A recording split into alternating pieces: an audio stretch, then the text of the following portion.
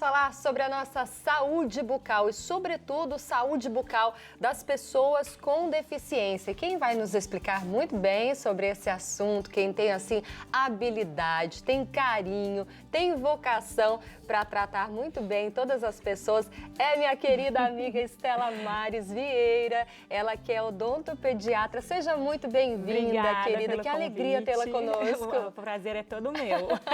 E vamos falar sobre saúde bucal, tão importante. Tem alguns dados que eu gostaria de dizer aqui logo no início. Olha, segundo a Organização Mundial da Saúde, OMS, né, o dado é de 2012. É estimado, então, que existam mais de 1 bilhão de pessoas no mundo com deficiência. E aqui no Brasil, cerca de 45 milhões e meio de pessoas que declaram ter alguma deficiência. Como nós devemos olhar, não é, para as necessidades, no quesito, né, saúde bucal, para essas pessoas? Olha, eu acho que é muito importante a gente, né, desenvolver políticas até de maneiras gerais, porque eu acho que falta um pouco de informação, né, quanto ao tratamento mesmo específico da saúde bucal dessas pessoas, porque é um pouquinho mais dificultoso, né? Então, assim, demanda mais tempo, mais orientação, né? Então, eu acho que é importante a gente estar mesmo falando sobre isso, né, em todos os meios de comunicação, para as pessoas ficarem mais, para poder conhecer um pouquinho mais, melhor, né? Como cuidar, como agir, porque a gente acaba encontrando em um paciente ou outro alguma dificuldade mesmo para a gente estar tratando isso aí. E quando a gente fala de saúde bucal, é muito mais do que estética. Ah, sim, né? Tem toda a parte da saúde mesmo, né? Da gengiva estar bem cuidada, bem tratada, para a gente evitar infecções, para evitar as inflamações, né? A cárie em si, que é uma doença, né? Que acomete aí uma grande parte da nossa população. Então, eu acho que é muito importante a gente estar ensinando corretamente como está fazendo, né? Esse cuidado diário, porque é um cuidado diário que tem que começar a fazer parte da nossa rotina. E quando se diz respeito à boca, eu sei que às vezes fica um pouquinho, né, de lado, assim. Às vezes todo mundo faz muito rapidinho, né? Vai ali, só escova 2 minutinhos e tem toda uma técnica para escovar. A gente fala isso e as pessoas às vezes olham e falam, sério? Falam, tem toda uma técnica para que seja feito correto.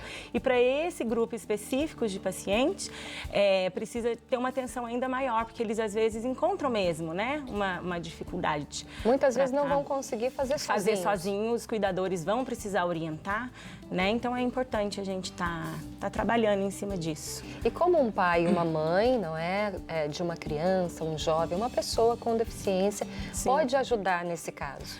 Olha, orientando e fazendo a técnica de escovação correta. Então, eu sempre falo que nesses casos é bom procurar mesmo um dentista, e aí ele não necessariamente precisa ser um especialista, porque qualquer dentista está apto a ensinar, né, para um pai, para um cuidador, a maneira correta de fazer essa escovação, né, para que ele possa fazer isso de uma maneira eficaz em casa, que gere resultado. Porque se a gente não faz isso de uma maneira correta, os resultados não vão aparecer. E às vezes eu recebo muitas queixas, mas o meu filho escova os dentes, ou eu mesmo, né, escova os dentes todo dia e eu continuo tendo problemas bucais. Às vezes está escovando de uma maneira errada.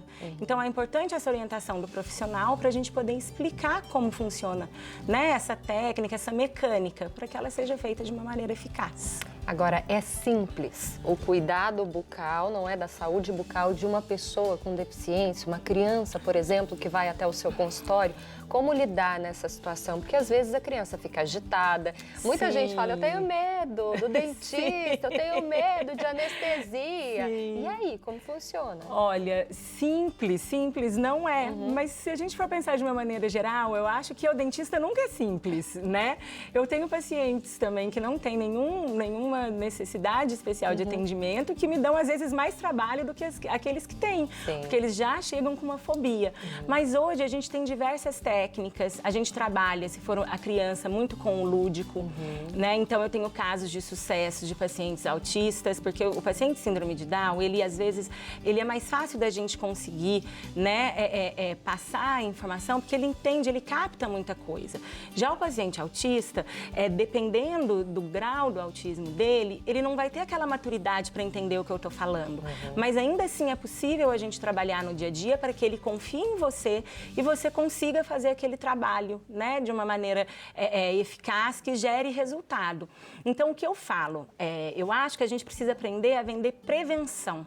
Porque vender tratamento é muito mais complicado, porque geralmente ele vem associado à dor. E a prevenção não, a gente está ali para prevenir que o mal instale, né? Então eu acho que o bacana é isso, é a gente pegar mesmo no pé das pessoas, vamos escovar os dentes, vamos passar o fio dental, vamos cuidar da boca, quando a gente toma banho todo dia, né? A gente penteia o cabelo todo dia, a gente precisa escovar os dentes todo dia, fazer parte da rotina. Porque se a gente tiver essa rotina andando ali, né, alinhadinha com todos os outros cuidados em geral, a gente vai ter menos problema, né? Principalmente com essas crianças.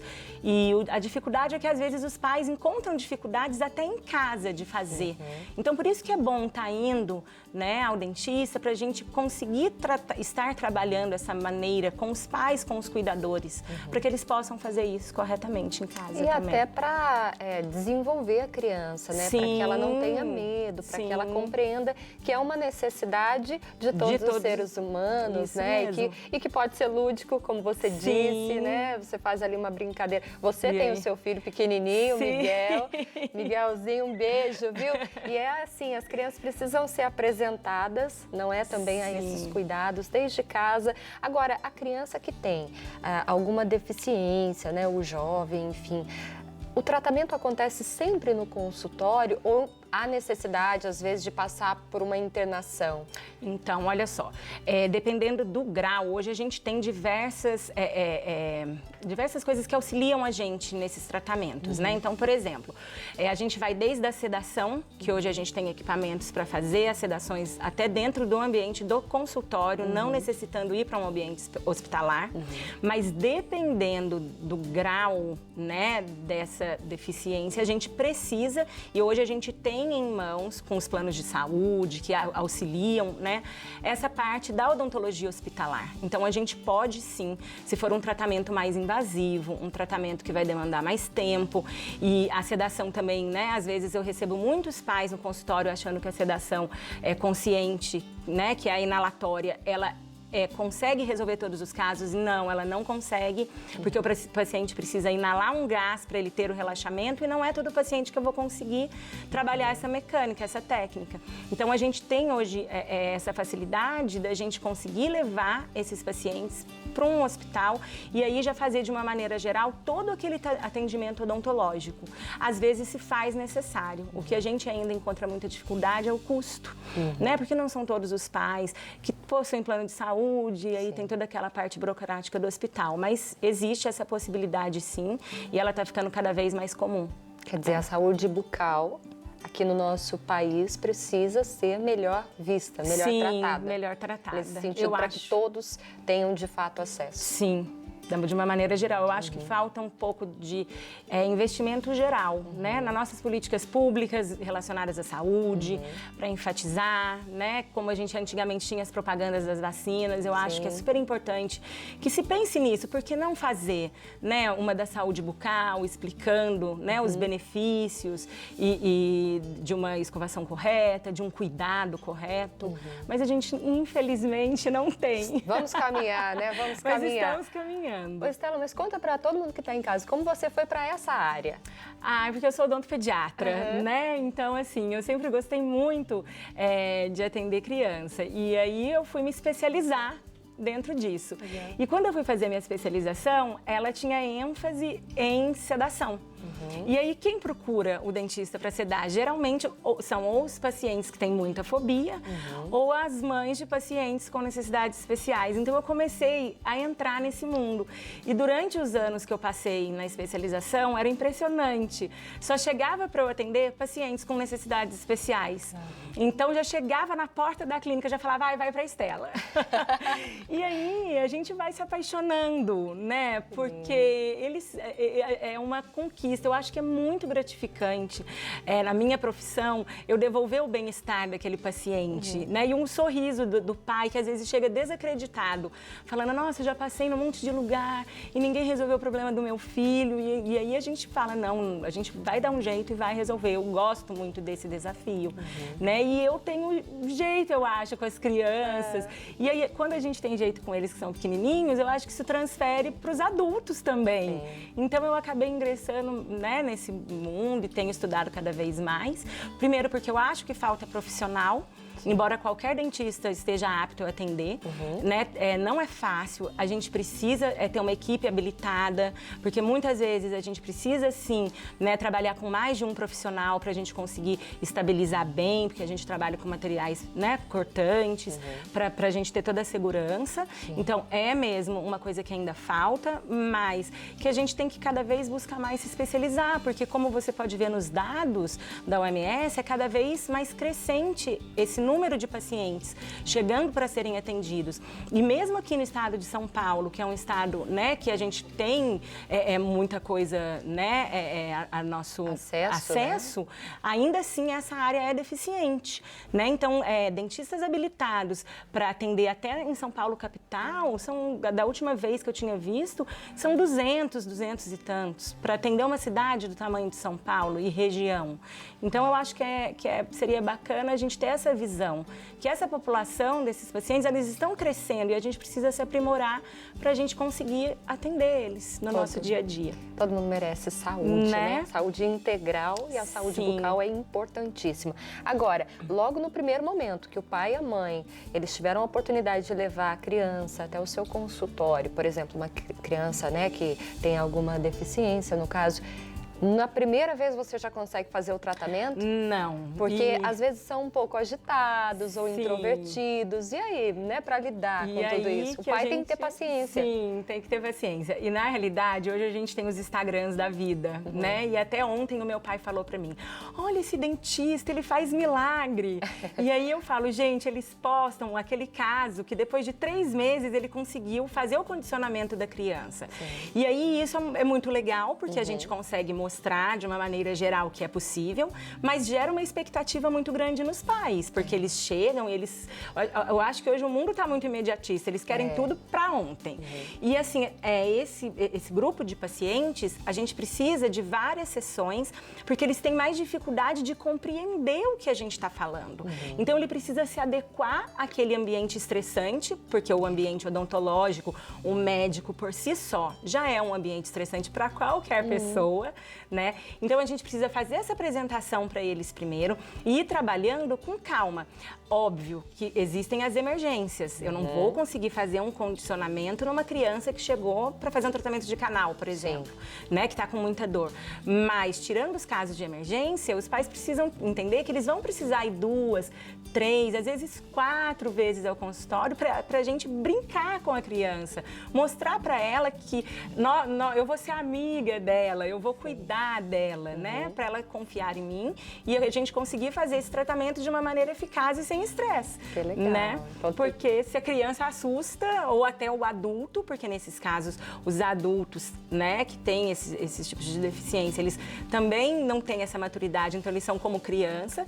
A gente precisa mostrar para eles que não, que vai ser legal, que vai ser confortável, que eles podem confiar naquele espaço e em mim, né?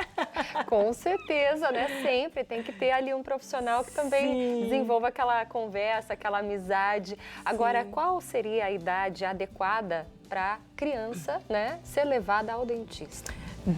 Olha, a gente atende no consultório hoje desde bebês, né, pequenininhos mesmo, que vão pra gente olhar tecido mole, para olhar a linguinha, né, para ver se precisa fazer um procedimento cirúrgico ou não, porque muitas vezes a linguinha presa atrapalha na amamentação, né? E até os pacientes adultos. Então, desde bebezinhos mesmo, né? Pra gente orientar a respeito de como vão ser os primeiros 1000 dias daquela criança, né?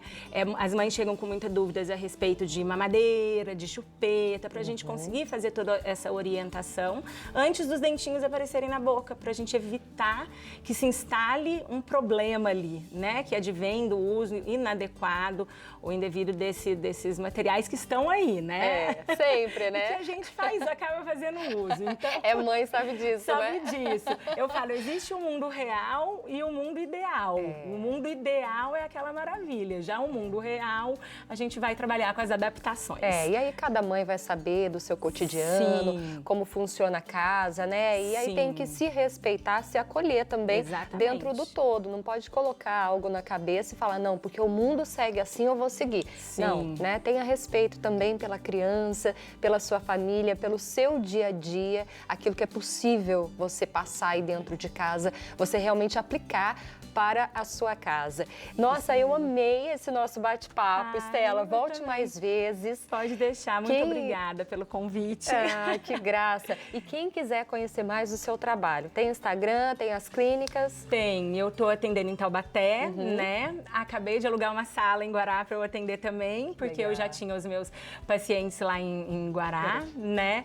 Eu vou passar o número do meu telefone, que é mais fácil. Aqui, ó, acho que já está passando aqui na tela, é isso? A gente coloca aqui direitinho. O número do meu telefone, que é mais fácil, porque como eu estou em vários consultórios, então aí podem me ligar e eu falo, olha, vai nesse que fica mais perto para você, né? Que carinho, né? E vamos mandar um beijo para a família? Vamos, um beijo para toda essa família maravilhosa que está assistindo esse programa. E para sua mãe, né, Dona Regina, seu Emanuel, o pequeno Miguel, que é uma graça, gente. Qualquer hora a gente vai mostrar ele aqui, viu?